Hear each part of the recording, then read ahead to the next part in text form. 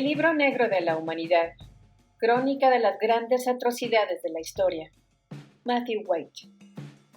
Aviso importante a los audiolectores. La crónica de los eventos históricos reales en este audiolibro y las imágenes para ilustrarla pueden resultar sensibles o perturbadoras. Algunos capítulos pueden contar con restricciones de edad para visualizarlos. El negro capítulo del comunismo. Uno no debe fiarse nunca de nadie que ataque al comunismo basándose en la teoría. Estamos ante el estrepitoso y espectacular fracaso de uno de los mayores experimentos sociales de la historia. Y sin embargo todavía hay quien se complica la vida, y en lugar de remitirse a la demostración evidente y científica de que ya probamos el comunismo y de que no funciona, sostiene su argumentación en la defensa de la teoría de la propiedad privada y del derecho a ella. Es evidente que a quien se aferra a esta argumentación no le importa si el comunismo funcionó o no. Es la teoría del comunismo lo que le molesta, y argumentaría en contra del comunismo aunque hubiera funcionado a la perfección. Así pues, fracasó. ¿Es acaso dicho fracaso tan importante?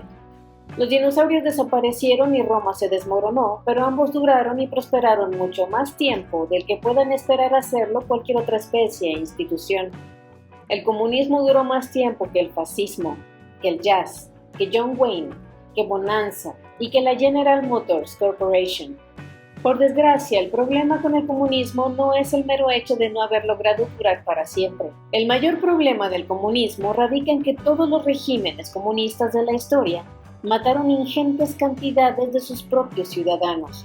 Si la historia hubiese visto solo una o dos perversas repúblicas populares entre unas cuantas más decentes, tal vez yo aceptaría que unas pocas manzanas podridas le dieron un mal nombre a todo el movimiento.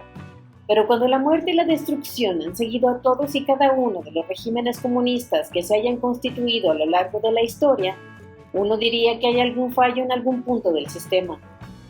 En términos generales, se puede contar 5 oleadas de asesinatos en masa asociados a regímenes comunistas.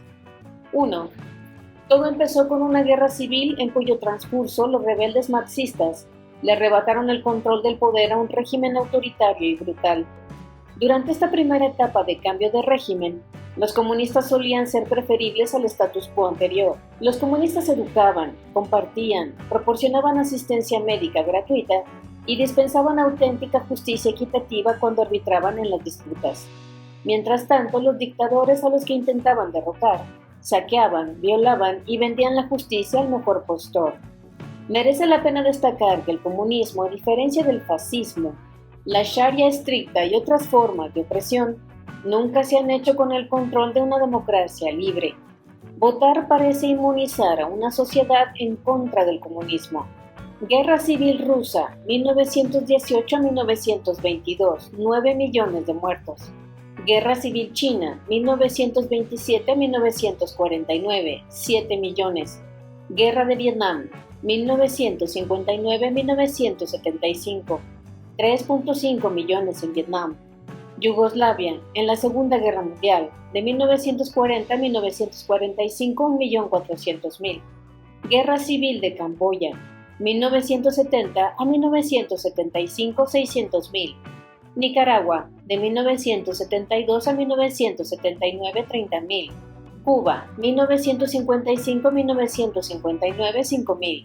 Total aproximado, 21 millones. 2. Tras la victoria comunista, los nuevos dirigentes ejecutaron a la base de poder del antiguo régimen. China, 1952 a 1953, 2 millones. Camboya, 1975, 400 ejecuciones en el acto. Yugoslavia, 1945, 175.000. Rusia, 1918 a 1922, 100.000 ejecuciones durante la Guerra Civil Rusa. Vietnam, después de 1975, 65.000.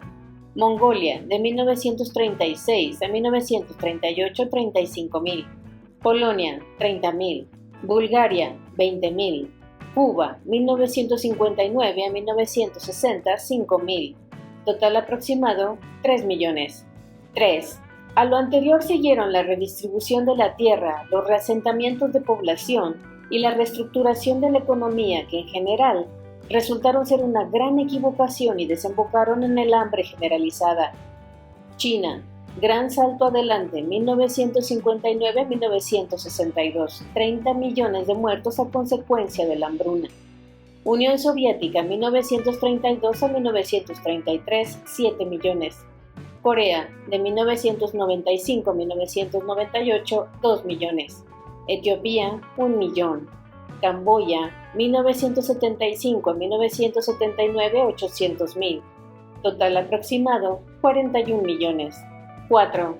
Después, el Partido Comunista se volvió contra sí mismo, purgó a los moderados y concentró el poder en manos de un único dictador. Rusia, Gran Purga, 1934-1938, 7 millones. China, Revolución Cultural, 1 millón. Corea del Norte, purgas intermitentes, 100,000. Etiopía, Terror Rojo, 80,000. Total aproximado, unos 8 millones. 5. A medida que los regímenes comunistas se hacían con el poder en más países, en especial en la década de 1970, la situación se invirtió y el mundo asistió al estallido de revueltas anticomunistas, algo que 20 años antes hubiera sido considerado un oxímoron. Afganistán, 1979-1989, 1.500.000. Mozambique, 1975-1992, 800,000. Angola, 1975-2002, 600,000. Nicaragua, 1981-1990, 30,000. Hungría, 5,000.